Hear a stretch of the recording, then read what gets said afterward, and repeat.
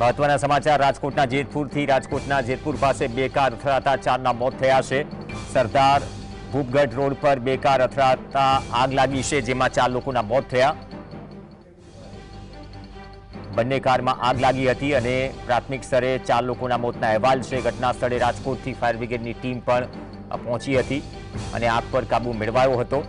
ઘટના સ્થળે સ્થાનિકો પણ દોડી આવ્યા હતા, પરંતુ આ ઘટનામાં 4 લોકોના મોતના સમાચાર છે। તો બે કાર વચ્ચે ટક્કર, સરદાર ભૂપગઢ રોડ પરની આ ઘટના છે।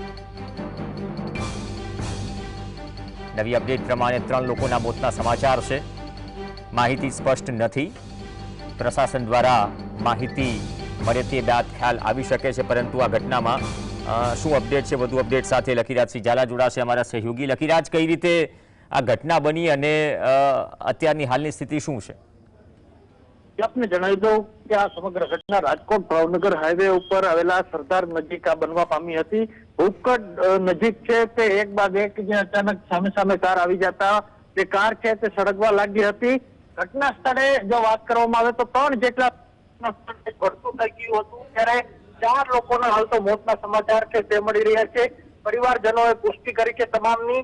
ત્યારે જો મૃતકોની જો વાત કરવામાં આવે તો જે તમામ જે મૃતકો છે તે ગોંડલના જે હોવાનું સામે આવ્યું છે। તમામ જે સ્થાનિક છે તે ગોંડલના છે। બીજી તરફ કહી શકાય કે જે નીરુબેન 30 વર્ષીય નીરુબેન હેતવી છે 4 વર્ષની, હેમાંશી છે 19 વર્ષીય અને મિતુલ નામનો વ્યક્તિ છે 13 વર્ષનો। એટલે તમામનું જે મોત નીપજ્યું છે, ત્યારે પરિવારજનોમાં શોકની લાગણી છે। તો બીજી તરફ જે પ્રવીણ કહી શકાય કે 3 જેટલા જે લોકો છે તે ઇજાગ્રસ્ત છે। જી, આભાર લખીરાજ સમગ્ર અપડેટ બદલ।